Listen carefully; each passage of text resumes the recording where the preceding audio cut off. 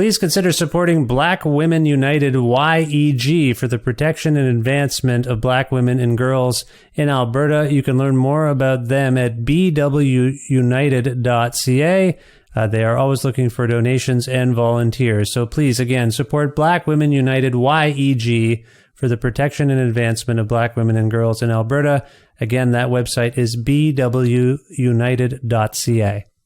Hi, I'm Jed Bodwin, and I live in Wichita, Kansas. I am a Patreon supporter for Creative Control.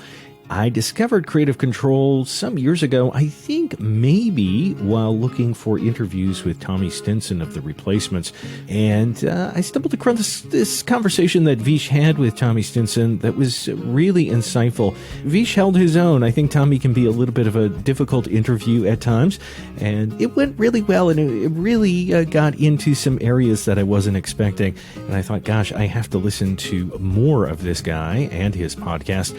Yeah, sometimes I'm not necessarily a fan of the music or musicians that Vish will have on the show, but I always appreciate their creative process a little bit more. And more times than not, though, it does lead me to finding a new musical artist that I'm interested in, or to think a little bit differently about maybe some artists whose work I've overlooked. So, go ahead, and if you've been waiting at all to support Vish and Creative Control, now is probably the best time to do it. I know as a public radio employee here in Kansas, listener-supported broadcasting, whether it's podcasts or radio itself, really isn't a thing of the past. It's actually very much a thing of both the present and the future. So, yay Vish, yay Creative Control. To make your flexible monthly donation to Creative Control, please visit patreon.com/Creative Control today. Rows of clover cover up a season's worth of wasted dirt. Rye will tie the dough to feed, ring of cedar standing there, buckshot barrels, steady hands, plunder through the flattened land. Barrels burn to ashes all, baskets stockpile in the hall. H.C. McEntire is a tremendously gifted poet, singer, producer, musician, and songwriter based in her home state of North Carolina.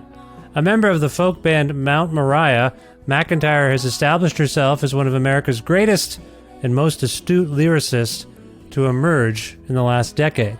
Her third album is a stunning and contemplative one called Every Acre and will be released by Merge Records on January 27th, 2023. HC and I connected recently for a revealing talk about things like her current home in Durham, North Carolina, and her upbringing in the state's foothills, how college radio and bands like Sleater-Kinney changed her life and got her playing guitar, growing up a jock and then getting into poetry that now influences her songwriting, why Every Acre examines how the lands of indigenous and BIPOC peoples have been stolen, and also what's in a name, her collaborators on this new record, future plans, and much more. A part of the Entertainment One Network with the support of listeners like you who follow and subscribe to this podcast and spread the word about it, and make flexible monthly donations to sustain this podcast at patreon.com/Creative Control, plus in-kind support from Pizza Trocadero, The Bookshelf, and Planet Bean Coffee in Guelph, Ontario, and Grandad's Donuts in Hamilton, Ontario. This is episode 746 of Creative Control, featuring the brilliant and kind H.C. McEntire, with your host, me, Vish Khanna. Blowing at the garden.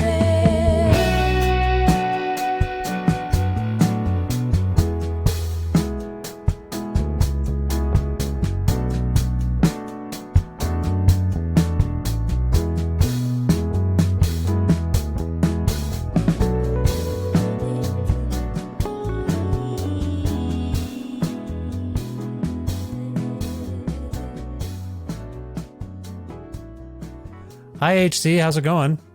Hey, Vish. It's going well. How you doing? I'm well. Thank you very much for asking. Where in the world are you today? I am in outside of Durham, North Carolina. So, Yeah, in between Durham and this little town called Hillsborough. So Is that right in the middle, along, kind of in the middle of the state. in the middle of the two places? So where is that in relation to like Carborough or Chapel Hill or Just something? a spitting distance, right? Yeah. I love that like, area. It's all the same, you know? Okay. I quite love that area. In fact, I believe as we're speaking, was it today or yesterday, there was some sort of commemoration of Elizabeth Cotton I kept seeing pop up on the internet, and I forgot to look at what it was exactly, but she's I discovered on a tour once, the band I was road managing, every night would play Freight Train by Elizabeth Cotton, and then they kind of stopped doing right around when we got to North Carolina, and then they decided randomly to bring it back in Carborough, and someone from the audience yelled, "She's from here!" And we had no idea. And Really? like the singer was like, "What? Oh my God, he's been playing this song forever." Is that accurate? She's Elizabeth Cotton's from that area. Yeah. Yeah, and you're probably at like the Cat's Cradle, which is right across the train tracks from where she wrote Freight Train. Well, we were actually that particular show. We did a couple in that area, as I recall. This is going back to the October of 2000. I think we were actually in Carborough. Is there any kind of music venue? Would there be venues there? Yeah. Yeah, that would be the Cat's Cradle. Yeah. Oh, that's in Carborough? I thought that was more Chapel Hill. You know, it depends on who you ask me, but technically it's in Carborough, right on the line, the railroad line that she grew up I on. I only clarify this for the record, not that anyone cares, but we went to we visited the Cat's Cradle, but the show they played was not there, because the Cat's Cradle is like in kind of like a plaza or something, right? Like almost like a strip mall. Yeah. Right? Yeah. I remember that. We were there just to check it out because I'd heard so much about the venue. But no, the band they were called Royal City, and they were smaller at the time and whatever. Anyway, we were definitely playing somewhere in Carborough proper, I think. Was it the Nightlight? See, I'll have to look through the archives of I do actually I found it on the Internet Archives. I found someone in the band was asking me about those dates because it was very fortuitous. We met Sufjan Stevens and became friends with him there. We found Big Pink, which was a big deal to some of us when we were in New York. I randomly jammed with the now disgraced Ryan Adams in his basement, and I didn't know really who he was. They were like, Whiskey Town. You know Whiskey Town? I'm like, no, I don't really know what that is. Anyway, all this stuff happened. So we were, in my friend's case, he was like, I met my now wife on that trip. Do you remember when we played Brooklyn? So I had to go digging through the internet. Anyway, all this to say, I will email you later. Okay. And tell you exactly where we played when we were in North Carolina. It is lovely to have you on this show. I'm a big fan, and I love your new record so much, and I can't wait to talk about it. What I usually do in terms of a time and space and place thing is ask people how they relate to where they are. So now that I've told you all about my relationship with that area, how long have you been in Durham and in North Carolina? Well, I've been in like the Triangle area, like Durham, Carborough, Chapel Hill, since 2003. I see. So quite a while. And moved around to different little boroughs and nooks and stuff. And before that, I went to school at UNC Wilmington, which is on the coast. Okay. And I grew up in the mountains, a little town in the mountains. So kind of just, big tour of North Carolina. So you're North Carolina all the way through, though, throughout your entire. Okay, that's your. Yeah. So you moved. It sounds like you moved from the mountains to attend school, and then kind of stayed. Is that fair? Yeah, that's right. That was. I attended school. It was the furthest public school I could get to, furthest away from where I grew up, and then just applied for a job in Chapel Hill. I knew the music scene, but didn't really I wasn't into indie music, so to speak. But just kind of took a chance, and here I am. Nice. You just invoked something called the Triangle. And my memory takes me back to us getting lost, trying to navigate that area because I think I was driving. I did something dumb. Do people often get lost in that triangle? I have this sense memory of people being like, yeah, it's not unusual that people, it's like the Bermuda Triangle almost. Or were we Canadian idiots? I wasn't going to say it, but I mean, I get lost. Yeah. Okay. Yeah, I'd say. I'd say people get turned around. Yeah, but yeah, we're kind of, the pace is pretty slow here. So, right. Yeah. That is interesting. So you weren't into indie rock per se. Did you have music in your life growing up in the mountains? You also just said you got to a school that was as far away as possible from where you came up. Is that what you said? Did I get that right? Yeah. I sure did. I'm being as honest as possible with you. So that was purposeful. You wanted to get out of where you were. It was. Yeah. Yeah, I grew up in the foothills in between Asheville and South Carolina. Mm-hmm. Small town. Grew up on a family farm, and very religious family. And I needed to kind of see who I was outside of that community, and so 6 hours did it. 6 hours to the coast. So where did you? How old were you when you did this? I was 17. Oh, okay. This is when I went to college. Yeah. Oh, college. Sorry. For some reason, I thought you said public school, and I thought you meant like grade school, and you just were like, I got to get away. Mm-hmm. Given how you just described things, did you get along well with your own family, or was it the community that you were really running away from? No, I got along. I mean, it's a small town. Everybody knows everybody. There's like one blinking light, and maybe there's two now. And it was a small school, and I was really involved in school, like sports, and so I was kind of like the kid who grew up in the country but went to the city school. And so, yeah, it was more of like I needed to grow as a person and just step out of my identity all my family lives on one road. And, and just, so. Okay. I understand that you're coming of age, and I know from my own experience, and I've talked to other people who come up in devout households, whatever their religious affiliation might be, or households where they don't, as the child, you don't feel like you're getting a clear picture of what the information in the world really is. I found myself questioning. My parents immigrated from India, and they often talked about how great India was, and I'd say, well, why did you move? And they didn't have a really good answer. They didn't have an answer for how India could be the greatest place in the world. We left, which I always found confusing. Or I came up as a drummer, and I got there because I would tap on my knees on drives to visit my mother's brothers and sisters in about an hour outside of Toronto. And I would tap on my knees, and they'd say, you can't, like to the music that was playing in the car, and say, you can't do that. That's a harbinger of death. I'd say, what? Why? How? Why is that? And they couldn't give me the answers. All this to say, I think that drew me to punk and questioning things and becoming sort of my own person. Does any of that resonate with you and what you went through? Totally. And punk was like the first. So that was like the first bit of underground music that I discovered. And the only reason I discovered it, I grew up on FM country. And like whatever, like CB or Skinners, not a lot of options besides like the church and hymns and stuff.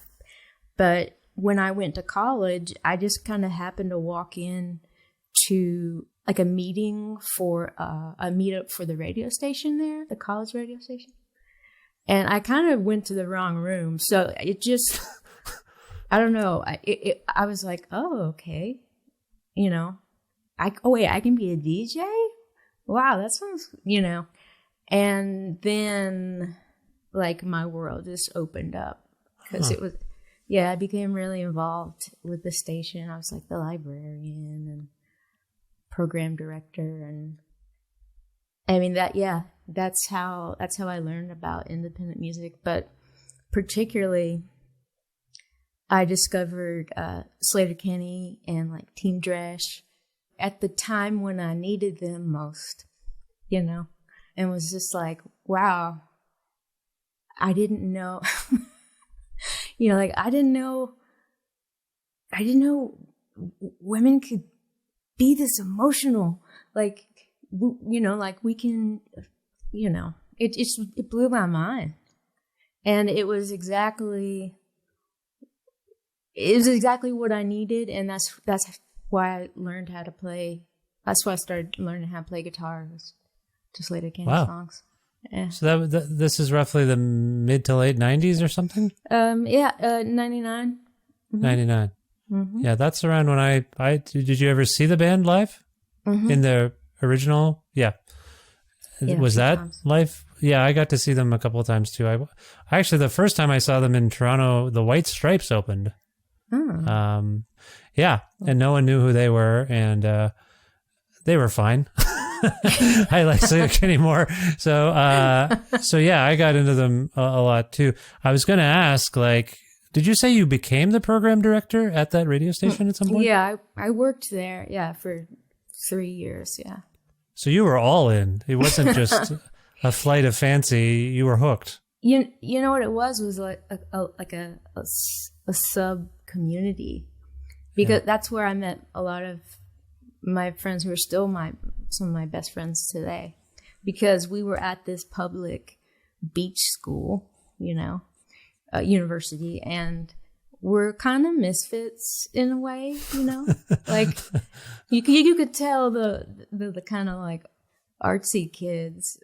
You could just tell we found our own, and so this was like a refuge for me. Was going into the radio station in between classes. It was just like a hangout spot, and where I couldn't wait for the promos to come in, and I've worked in record stores a lot too. It's just, discovering music was life changing. Discovering like outside the box music. Well, the thing about what you're describing, and I think myself, I had the exact same experiences. Going to record stores, going to the community radio, college or community radio station, you discover and become a part of a community very quickly. Because all of those things then are gateways into going to shows, and then if you keep going to shows, you run into people. I don't need to explain how people become friends, but those things are hugely important because. I found listening to any kind of underground radio or records to be a pretty solitary thing to do. It was exciting for me, and that's how I got into music, was just listening to it by myself. But then to discover that you're not alone with it, because it seems to me that you were among the things you were probably fleeing from the foothills was isolation and alienation, right? Yeah, I think it became pretty apparent that, like, I just got really burnt out on sports. I was a jock, and like, there wasn't a lot to do where I grew up, and just competitive sports, I just kind of hit that wall. And I started, when I was 11th, 12th grade, I started reading poetry and, writing poetry, and just discovering this other part of me that I was kind of surprised was there. And I wanted to nurture that. And so, yeah, it was giving that part of me like a chance to grow. And I was also, it was a conservative small town, and I was realizing that my belief systems were incongruent with what was around me, and including like sexuality. I was discovering my sexuality and politics, and so I had to move across the state. Yeah, I see. So it's not just finding your people, it's finding yourself. Exactly. Yeah. Yeah. Okay. Totally. Yeah. And I think all those people were doing the same thing. Yeah. You know, you're 17, 18, 19. What it was like an environment that allowed you to be who you were becoming. It's a hugely formative time, and I think it's why some of us, maybe myself included, I wrestle with this sometimes with my areas of interest and the guests I have on this show, because I have some friends who are like, really? You're talking to Superchunk and Pavement still? And I'm like, yeah, we're all still doing stuff. Why wouldn't I? Of course I want to talk to them. But I think the connotation is like, didn't you like them when you were 17? I'm like, yeah. They're a big part of me. All of these things I like new things too, and younger bands too. But I have a loyalty to the things that are foundational for me. And they're still putting out music. My God, that last Superchunk record is one of my favorite records of last year. Absolutely, of 2022. That Wild Loneliness. I told Mac this. I gushed. I love it. I think they're fantastic. I always have. Before we move on to the poetry, because I'm very intrigued by your interest in it, I've been very struck, not only listening to the new album, but actually reading the lyrics. I'm very struck by your gifts as a poet, but I would be remiss if I didn't talk to you a little bit about being a jock and the sports that you enjoyed, because I've had personally, in high school, I was adequate at sports, coordinated enough that I could do it, but I had an effort problem. But at some point, beyond all that stuff, I just separated myself from my jock friends to hang out more with the weirdo art friends, and then started playing music. There's something about the cohort of, I had my good friends, and when they're jock friends, I didn't like. For typical reasons, almost stereotypical reasons. The jocks are in a small conservative town, often share some attributes. Let's just put it that way. Right. And I didn't go for it. Anyway, I really have come full circle, and I do love watching sports. I play sports with my son. Much more accurate and better basketball player now at 45 than I was in high school. So I love it on the one hand, and I've reconciled what it means to be into weirdo art and sports. What sports did you play in high school, and what was it about sports where you were like, I hit a wall, I don't want to do this anymore? Can you talk about this a little bit? Sure, yeah. From 4 or 5 years old, I played soccer and basketball. Those were the two things that I pursued. That's the same. That's the same as me. I was on organized soccer and organized basketball. What position in soccer? I usually played midfield or forward, but there was one game I had to play goalie. It was one of those, when you're a kid, they're like, everyone gets a turn playing goalie. And you're like, all right, I'll try to play goalie. I remember I played goalie for a half, and then I scored a really pathetic goal in the second half. They took me out, and then I scored a goal. I remember that. I'm getting sentimental about my soccer time. But yeah, I think that's right. Midfield forward, usually. What about you? Yeah. I was a left midfield because I was left-footed, as they say. Yep. And I think what led to the burnout, I'm grateful for those experiences. I think it taught me a lot, and it helped me communicate with other people and learn a lot about just my own endurance and capabilities. This is as a human being. Yeah. But I was doing it year round, when I was in high school, I was on club teams, I was on AAU teams, and for both soccer and basketball. And so you were good. You were really good at it. I wasn't bad. No, if you're on those, I'm not trying to make you uncomfortable, but if you're on those kinds of teams, that's a higher tier of, I'm just, shooting around with my friends or something. You were good. Yeah. I'll say it for you if you don't want to admit it. I think you must have been pretty good. Okay. I was, yeah, I was, and I loved it, and it was the thing I knew how to do, and it became apparent that I could go to college doing this, and I don't know. That's when I kind of just like, I'm tired. Yeah. It's exhausting. It occupies all your mental energy. People assume it's just the game, but it's the practicing and then you're thinking about it outside of that, and you're probably like training outside. Ugh, it's exhausting, isn't it?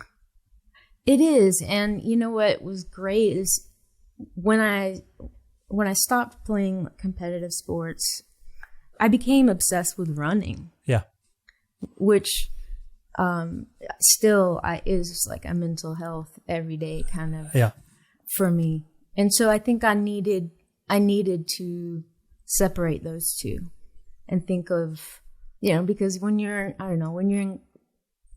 on teams in high school and you're like, sprinting, you just kind of roll your eyes and it's just like, oh God, I don't want to run. But then like I want to run. That's how I'm working some stuff out in my head, Yeah. As a young adult. So if you're even moderately athletic in high school, in Canada anyway, you will end up on the track team. Did you do any track and field? I may have showed up for like the first. I think maybe it conflicted with some schedules or something like that. So I did high jump, and then they would get me to do the odd long distance running, but I couldn't do it very well. I remember just being thrust into that. Can you run the anchor? I'm like, me? I don't know. I can't run. Are you nuts? Yeah. But I did it. Maybe someone bailed. I don't want to get much more personal, but I'm 6'2". You're sitting and on a computer screen. May I ask, how tall are you, basketball playing, soccer playing, superstar, H.C. McEntire?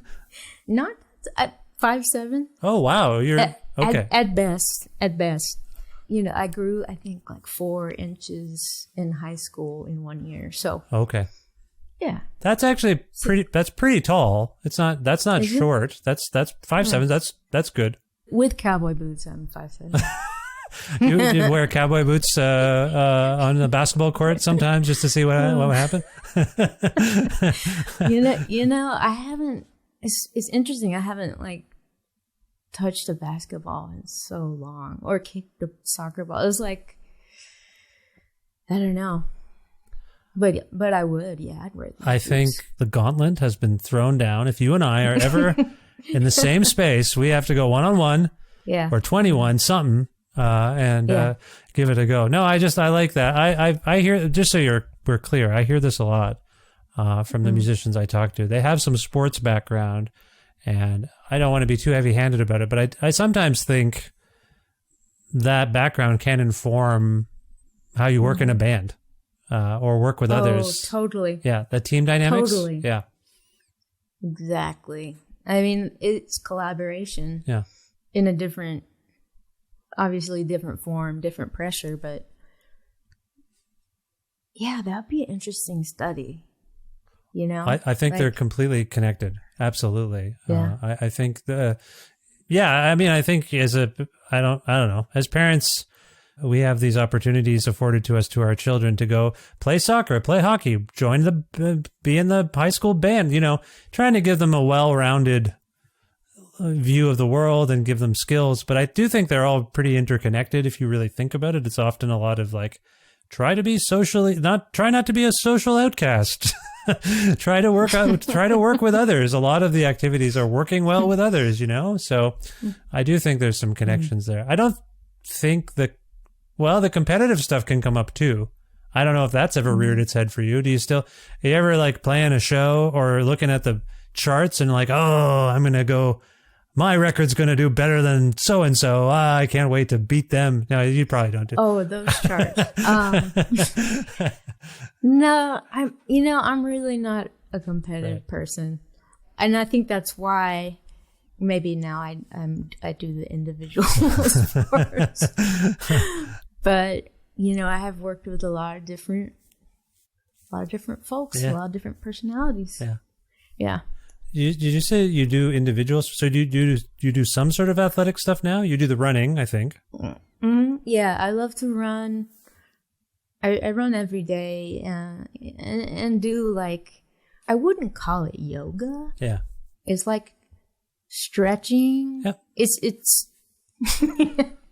I don't know what it technically is, but it's like elongated stretching time. Meditative stretching? And, yeah, I put on an earth record and then just stretch, and I do some like little bit of weightlifting. Yeah, I had to get some recently, and the anti-jock voice in the back of my head is, "What are you doing? You're buying dumbbells?" But it was because I was talking to someone about how my shoulders have been bothering me, and we figured out it's because of the mousing, the computer mousing. So to come 180, I've become a total nerd and do lots of computer things. And now they're like, hit the gym, nerd. You need to be stronger to do your computing. And I was like, oh, okay. And I do it. I bought these newfangled dumbbells that I'd never heard about before, where they have discs and you twist the... You know about this? Have you ever seen this? You twist... Yeah. And the weights are all there, and then you twist the bar.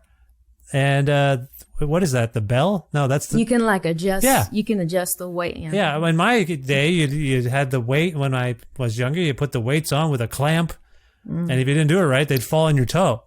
Right. I think this is like the Shark Tank thing. Oh, is it a newer invention?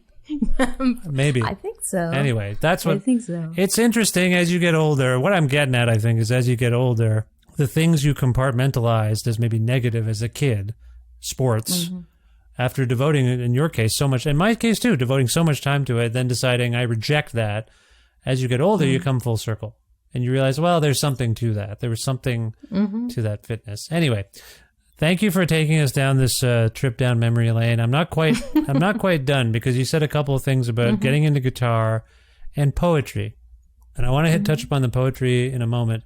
The guitar playing on this, let's focus on Every Acre. Wonderful guitar playing on this record.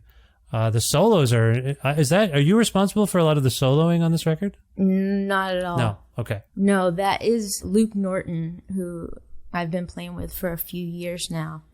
That's him just in his power. Ripping. Just ripping, shredding. He is ripping. Yeah. I mean, he's an incredible musician, incredible guitarist, and I feel really lucky to play with him, with all my bandmates. But yeah, no solos here from me. Are you capable? Are you capable of soloing? Yeah, well, yeah, it's been a long time since I have. I used to play punk music and kind of in like a 2-piece band or a 3-piece sometimes, and I was the only guitarist. So I started out in playing really fast, complicated, mathy rock, punk rock, and now I'm more of like the rhythm guitar, and I'm really cool with that. No, it's a wonderful dynamic. It's got a real groove in some places. This new record, I really enjoy it. I only wanted to highlight the soloing, and all props to Luke, but I mean, for me, the obvious touchstone for some of the guitar playing may be Neil Young in Crazy Horse, but I also picked up on more like, I feel like Jeff Tweedy doesn't get enough due. I know Nels Cline and Wilco gets a lot of credit, but I picked up on some. Is Luke a fan of either Neil Young or Wilco in any regard? I know he's a fan of Neil Young, because I know that's like where we all come together. But I don't know Wilco. I'm not sure. Oh, okay. Just wondering. It really, some of the guitar peeling, the way that the guitars sort of just peel forth, reminds me certainly of like a Ghost is Born era, like almost tonally. It's interesting that you're not familiar with them, because it's if I may, as a fan of theirs and yours, I feel a connection there. So anyway, that's a bit of a side note. I assume you get into guitar playing after hearing Cedar Kinney and other bands. What was your progress like there? Did it take a while for you to get it, or did it come to you easily? Well, this is like right, I think 98, 99. I think the internet had just kind of kicked off where I was, Mm-hmm. and I just would print out guitar tabs and try over and over and over again. So I just taught myself, and the hardest thing for me was actually rhythm. Yeah. And then singing with rhythm, it's like, it was something that was challenging me. I had been good at, being a jock for a long time. And this was a whole different way of using my body and just physiologically. And it's kind of all I did. I was pretty obsessed when I first got a guitar and started learning how to play. I still, when I pick up a guitar instinctually, not as much anymore, but I still sometimes play the earliest songs I learned how to play by others. What was that? Well, the very first thing I ever learned, I told the story before, I think the very first thing I ever learned to play on guitar was Come As You Are by Nirvana. And it was because it was just I struggled with it. And then when I got it, it was so revelatory and humanizing. I mean, I was obviously just copying someone else's idea at that time, but like it's accessible. You can kind of do it. That's just when I happened to be playing guitar, and it progressed from there to trying to learn their songs, probably some Beatles songs, whatever was kind of cool to me and my friends at the time, Sloan, Superchunk, Sonic Youth, these sorts of things, Fugazi, the things I still love. That's usually my instinct there, but is that not your experience, or have you jettisoned all of that tablature? Is it out of your mind? I definitely don't look at tablature, and I'm not. I think once I got like some basic chords down, I kind of got into punk music. I just discovered my own chords. For sure, yeah. I'm not. I collaborate with a lot of folks who are learned and have studied composition and theory, but I'm just self-taught, and so that was my experience. Is the first song that I learned how to play, I think it was Angie by the Rolling Stones. Oh, nice. Yeah. I love the Stones. I love the Stones as well at that time, and still do. So that's an interesting choice. Maybe Mazzy Star, Fade Into You. Oh yeah, of course. That's a classic too. Yeah. Yeah. I also remember feeling good when someone was like, "Hey, you want to learn how to play Satisfaction?" I was like, "Oh yeah, I do want to learn that." And it was super straightforward. I'm like, "Man, like that's the thing. It was all relatively easy to do once you got the hang of the instrument." And I'm self-taught on the drums, like never had any lessons. So I did take a guitar class in high school, classical guitar class, but we all kind of just goofed around and tried to learn AC/DC songs or whatever we were into at the time.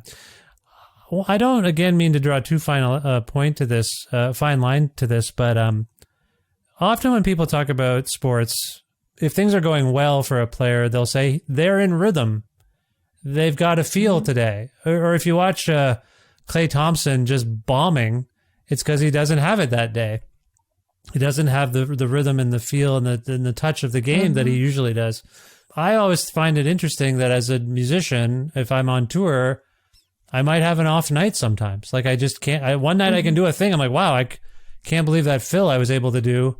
That came out of nowhere. And then the next night I'm like, I can barely play the goddamn song all of a sudden. Yeah. So there's a human element to it, but I would argue that given some of the sports you played, you were maybe not realizing that you were in rhythm, to play basketball a certain way or soccer even a certain way. There's a certain flow to the game that, man, this is really a dumb theory that I'm positing right now, but I do think there's some connection to that. The feeling of playing music or the feeling of being in the game and focused on it. Does that resonate with you at all, or is... Yeah, like you're in stride, and there's a lot of different ways to put it, but yeah, all the cylinders are firing. Yeah. As my Uncle David would say. yeah, and it's very much about the zone you're in as a musician or an athlete. In the zone, right. The zone, Mm-hmm. yeah. Again, we're using athletic terms, and I don't feel that bad about it. I want to read people some lyrics from your new record. Is that permissible? Oh, sure. I want to begin with Rose of Clover. I just want to read a little bit because I find it very striking. Here's how the song begins, and I'll get us to the chorus. Rows of clover cover up a season's worth of wasted dirt. Rye will tie the dough to fear, the ring of cedars standing there. Buckshot barrels, steady hands, plunder through the flattened land. Barrels burn to ashes all, the baskets stockpiled in the hall. It ain't the easy kind of healing when you're down on your knees clawing at the garden. I just wanted to read that because I was very struck by that song in particular and a lot of your lyrics, which are just so beautifully poetic. So I want to get to this poetry thing. It's not what I'm getting at too. It's not conventional songcraft. And I gather that you also maybe feel like you're oscillating between the poetic and the lyrical as a musician. What is your relationship to poetry? Again, I don't mean to embarrass you, but it's a very beautiful and unusual approach to songwriting is what I pick up on from you. What is your entry point into songwriting? It seems to me to be poetry. Is that, first of all, fair? Yeah, it's not embarrassing at all. I mean, it honestly feels really good when I think folks kind of see that, you know. I feel seen. And because I would not be in music, and I certainly wouldn't be a songwriter if I didn't first fall in love with poetry and the written language and just the movements, the nuances of the cadence, the rhythm. I became a creative writing major. I see. And you know, I would say it's probably my favorite thing to do as a songwriter. It's something I take really seriously, and it's really, you know, it can be really hard, but it to me it's very fulfilling. And they're very similar, you know, like a poem, a song, lyrics of song. You know, there's the rhythmic quality, there's the epigrammatic component. But there's so many twists and turns you can, you know, with your voice. And I don't know. I really push myself lyrically. Like I have a pretty high standard for like what essentially gets published and associated with a song. Maybe it's all the workshopping I did in undergrad, but I don't know. It's something that I listen for in other musicians too. Yeah. Yeah, always reading. Yeah, there's nothing, you know, it's maybe trite to say that it sounds effortless because I hear and see the effort you've put into this, the work. And I also can't help but wonder if this is a sort of a natural decision to kind of present songs in a somewhat unconventional way, if you will, or if it's just the way these things come out of you, because you'll get to earlier I suggested you oscillate between poetry and songwriting. Is that incorrect? Is that because I do think they're very connected. The songwriters I love the most are singing poetry to me, I think. Do you see it? No, totally. Do you see a distinction between the two, or do you think they're pretty much the same? Yeah, I was thinking about this earlier today. I think there's an overlap. I think for me, just because, you know, music has been like my career thus far, all of my words have been kind of funneled into the like lyric song folder. Yes. You know? Yes. But, you know, what's interesting is I've been asked to do some different composition work for like lit mags, and I'm so excited about that. You know, it's like a part of, you know, like I'm writing something this weekend that they want a poem and they want me to write it, and they want it on Monday, and they want me to write in my handwriting. And like, I don't know, I just feel like that feels awesome. Yeah. You know, and it does feel different because I don't know, with poetry, you have, as a reader, you're not hearing the voice behind it, right? Actually hearing the voice behind it. And so there's a little bit more of, I don't know, there's some nuance that can happen in songwriting that is exciting to me, like vocally. And I also know that I sing pretty uniquely. I'm Southern, and I don't know. I was producing with this fella. He's from Chicago, and I was doing some co-writing, and you know, he was like, okay, now walk me through. Now, how do you say that? When do I make that turn? You know, I was like, oh no, you just leave the G off. Leave the G off everything, for one. You know, but like syllables are our friend. Yeah, right. Yeah. Yeah. So you view like, I appreciate, like, again, it's an interesting point you're raising, because listening to you sing these words, I am transported to, I don't think they fall easily into country or folk traditions, but that's where my ear is attuned to.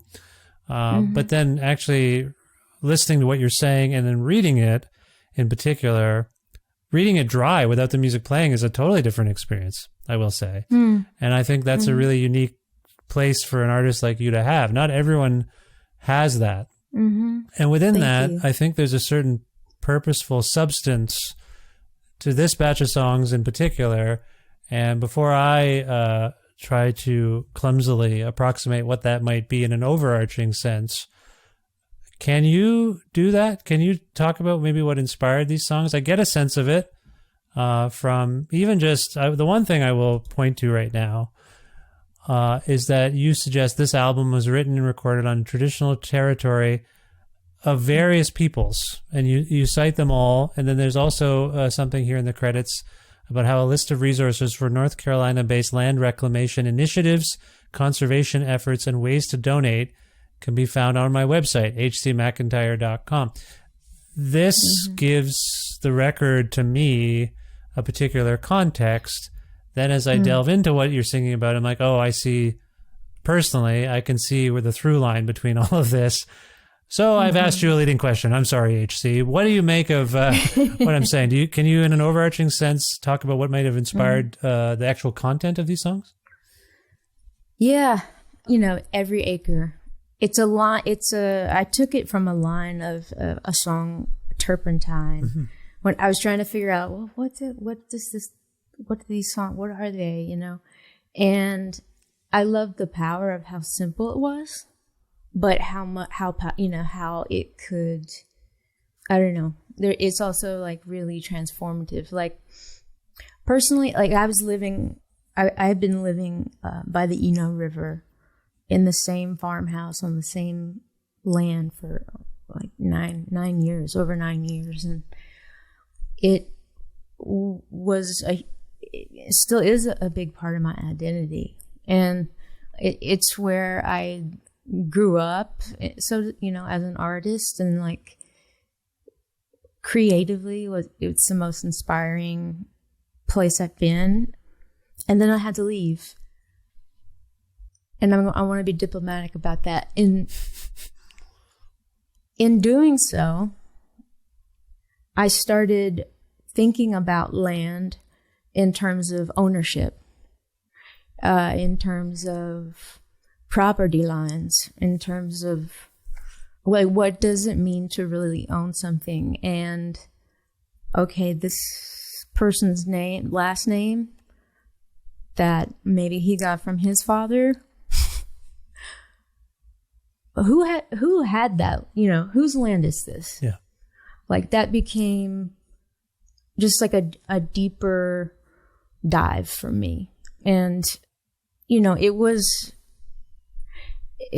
uncomfortable, some of the things that I was finding. But, that's part of the accountability is like, wanting to, I don't know, there's a thin line, like wanting to draw attention and say, hey, on this level, mine happens to be like a class level, not I'm identifying with this group of people.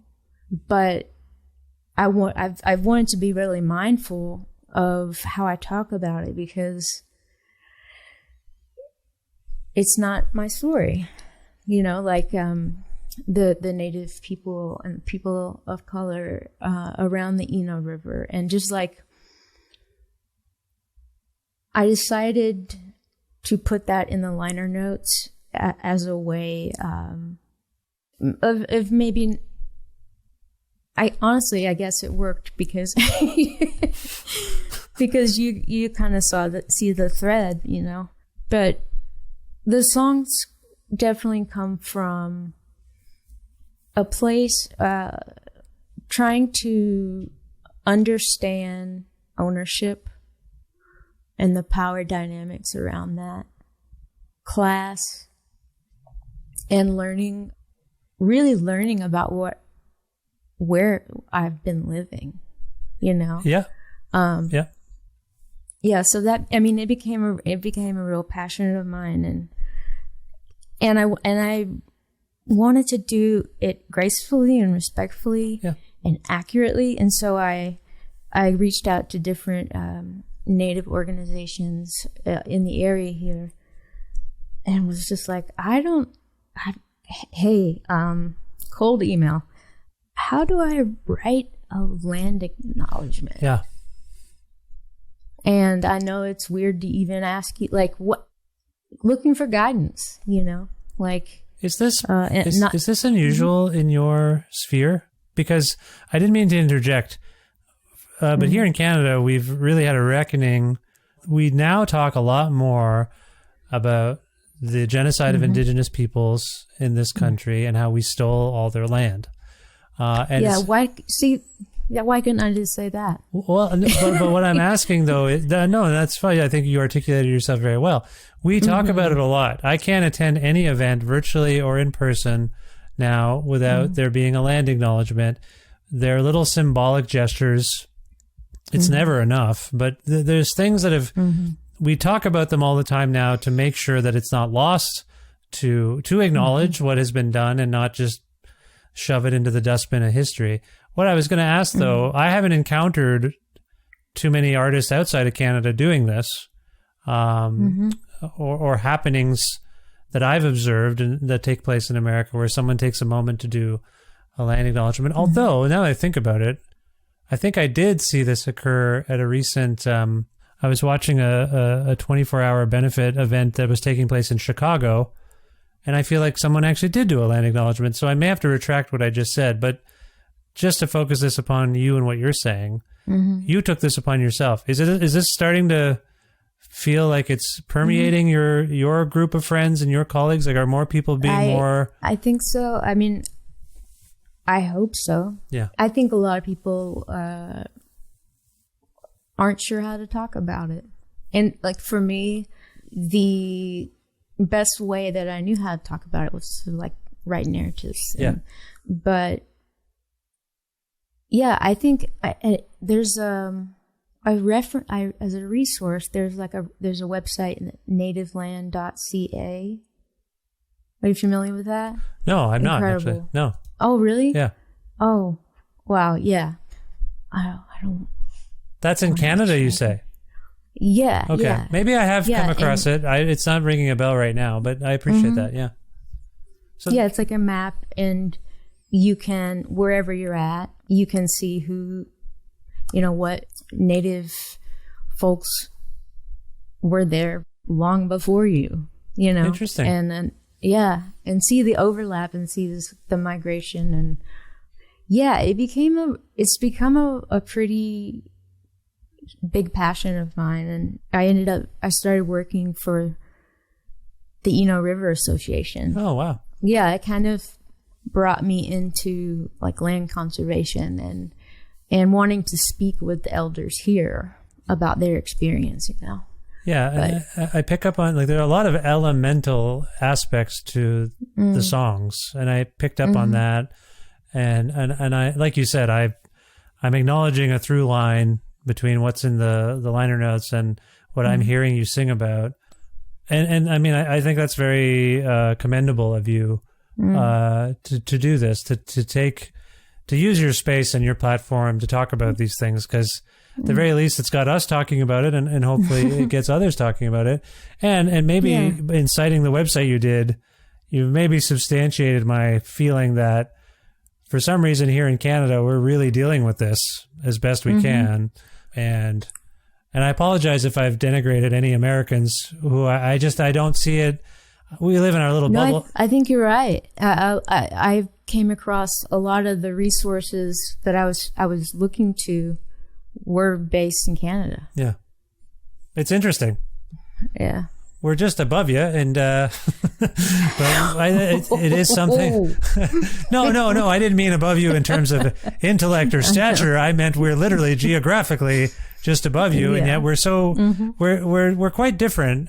Is something I've come to recognize. I have a lot of American artists on my show, and I never think of us as being that much different, but as we're speaking, then I follow your electoral proceedings and all those sorts of things. And you're like, oh, they are a little silly. Like I don't know, we act a little bit like your younger brother. We copy you because we have our own versions of Trumpism and MAGA here now, and it's not fun. And if you think about it, it's really this hellgate that has been opened by what's gone on in your country in the last, no offense, but in the last 7 years or so, everyone's sort of whatever. Anyway, all this to say, it's a really beautiful record. I feel like we've given people just a glimpse of it so far, but I hope this provokes them to actually listen to it. And as I say, really spend time with the lyrics. Is there anything more you want to say about it that we haven't covered? I want to give you an opportunity in case either I screwed something up and misrepresented anything, or if you want to highlight anything about the music or your collaborators, please feel free. Yeah, I would like to just name my collaborators. I think that would be something, that would feel important to me and to them, because this record, it is the most personal narratively that I've written, and it's the most collaborative record.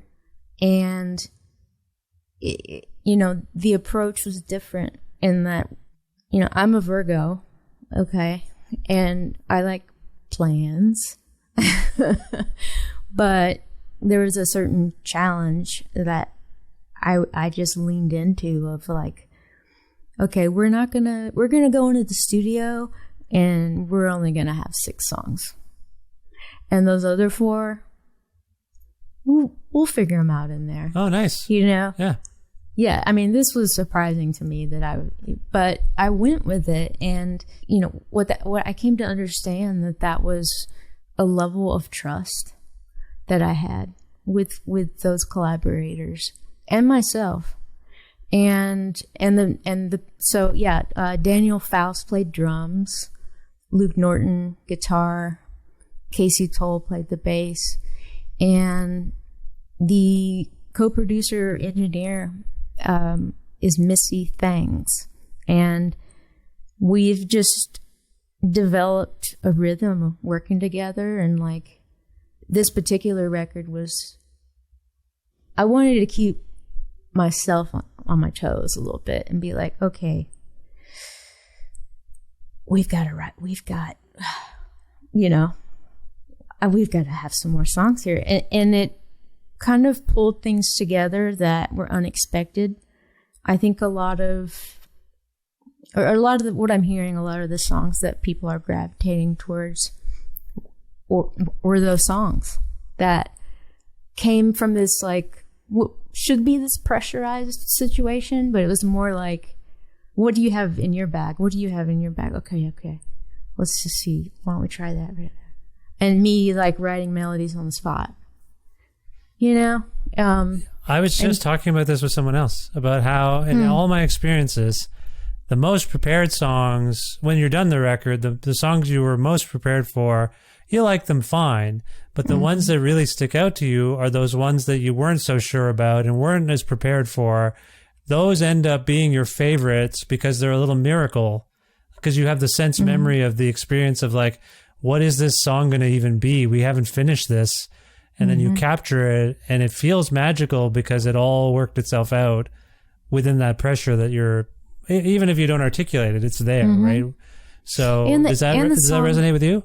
Totally. And the songs that, at least for me with this record, that I was not sure about, you know, the ones, the stragglers, the ones that were like needed the most attention, like Rose of Clover.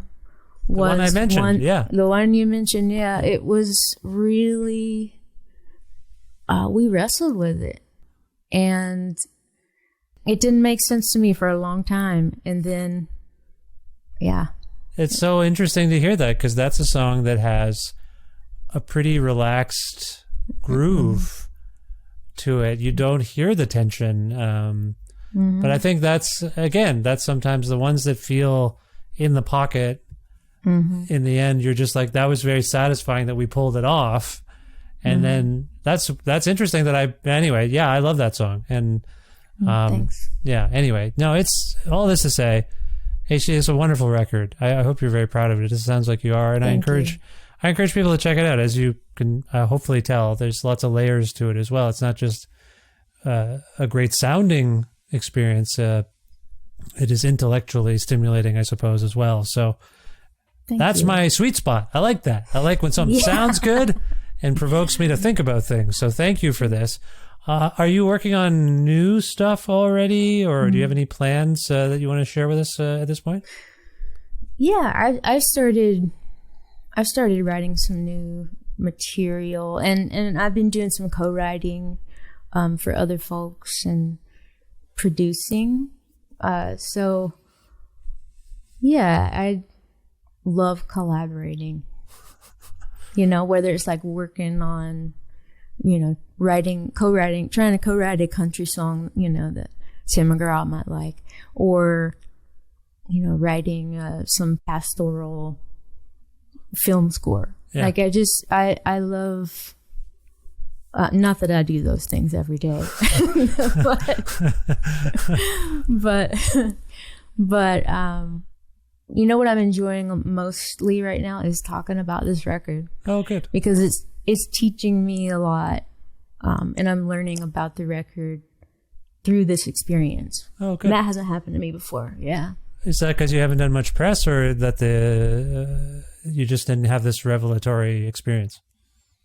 I think other records, I knew what they were about conceptually, and I knew how to talk about them, you know, and this record is just full of, I don't know, revelation for me. And, you know, I'm experiencing it. We recorded it we recorded it a year ago, started recording it a year ago. And, you know, a lot of the grief that I talk about and write about, I'm experiencing that in a different way. Yeah. I'm experiencing a different grief at the moment, you know, but, you know, these songs are still teaching me. Yeah. Well, I'm sorry to hear about any grief you're going through, but hopefully there's something, I don't know, that you can take away from that and learn from. So, no, as I've said a few times, it's a beautiful record in many regards. If people want to learn more about you and Every Acre, I know it's out on Merge Records. Is there anywhere else you'd like to direct them? Yeah, I have a website, hcmcentire.com, and all my tour dates and thoughts and Patreon account, and yeah, that's kind of the hub for me. Okay. And are there tour dates as we're speaking? It's early January. Are there tour dates forthcoming? We're in the process of tightening that up. But yes, there's definitely we're playing a show opening for Bikini Kill in April, and kind of building a tour around that. Oh, nice.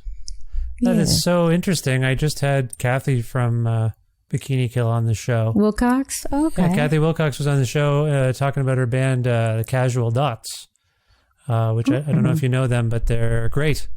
And so, that's a small world. Weird. Very weird. Oh, that's awesome. So, okay. Well, people can go to hcmcentire.com for more information about all the things H.C. McEntire. If we can go out on a song from this album, I wonder, I've only really, I've given you short shrift. I've really only alluded to one. But if there's any song you want to go out on, if you don't mind picking it and also telling us why it came to mind, I encourage you to do so. Is that something you can do? Yeah, I think so. Maybe I would pick, maybe it's the first one. Okay. Yeah, it's called New View, and it's it's a love song, and it's not, it's it's a song about courage and being willing and being open, and I think I need to hear that right now. Okay. So you need to hear that for yourself? Is that what you mean? I do.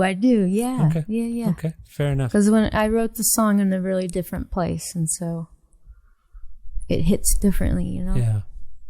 Well, I appreciate that. So let's hear it now. This is the first song off this beautiful new album by H.C. McEntire. The album is Every Acre. The song is New View. H.C., this was a true pleasure and an honor for me to have you on this show and to spend some time getting to know you a little bit. Thank you for this, and I hope you enjoyed it, and I wish you the best of luck in the future. Thank you. I'm so happy I'm a big fan of yours, so this was great.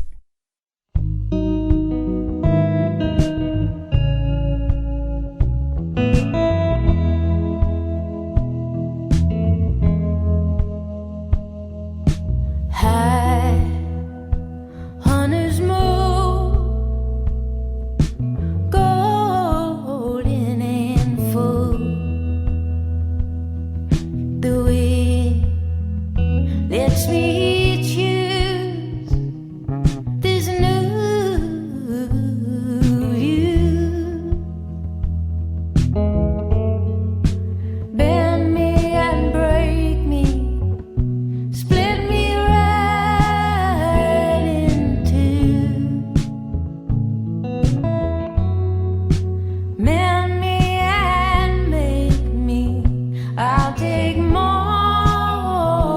of you.